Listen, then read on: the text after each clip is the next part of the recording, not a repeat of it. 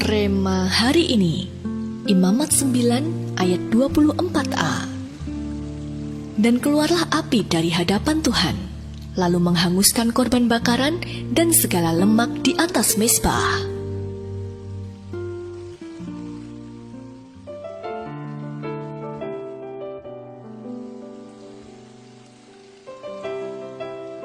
Ada kalanya kita mengalami keterpurukan dalam kehidupan kita, terutama di waktu-waktu ini ketika pandemi melanda dan semuanya serba terbatas.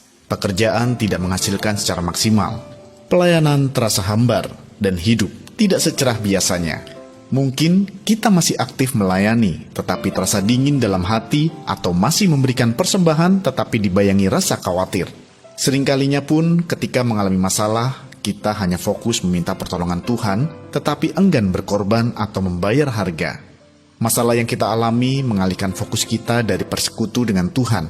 Gesekan dalam pelayanan menjauhkan kita dari persekutuan.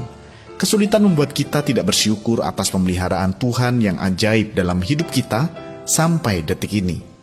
Padahal sebagai jemaat perjanjian baru yang telah ditebus oleh pengorbanan Yesus, kita dapat berkorban dengan lebih sederhana dibandingkan aturan persembahan di perjanjian lama yang begitu rumit. Di masa sekarang, persembahan kepada Tuhan umumnya berupa materi, pelayanan, persembahan berupa dana, korban syukur, bahkan korban hati yang hancur. Hanya satu hal yang sama, yaitu ketika api Tuhan turun, kemuliaan Tuhan dinyatakan dalam Imamat 9 ayatnya yang ke-6. Api Tuhan yang turun membakar korban persembahan menjadi api yang membangkitkan iman, memurnikan hati, menghangatkan kembali hubungan yang beku, serta membakar semangat hidup jemaat, termasuk dalam melayani dan bekerja. Namun bagaimana kita dapat menerima api Tuhan jika tidak ada korban di atas mezbah? Maka dari itu, marilah kita membawa korban persembahan kita ke hadapannya. Biarkan apinya turun menghanguskan dosa, kesalahan, masalah, dan kekhawatiran yang membebani kita. Nyalakan apinya agar membangkitkan roh, semangat, sukacita, dan damai sejahtera yang memulihkan hati serta jiwa kita.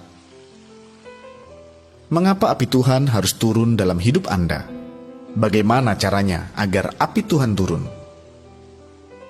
Korban apa yang dapat Anda bawa ke hadapannya?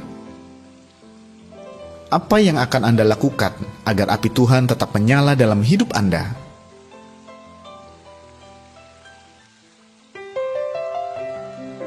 Tuhan Yesus, kami mau mempersembahkan korban terbaik kami. Turunkanlah api-Mu agar kemuliaan-Mu dinyatakan dalam hidup kami. Di dalam nama Tuhan Yesus, kami berdoa. Amin. Agar kita menerima api Tuhan, kita harus berani berkorban bagi Tuhan.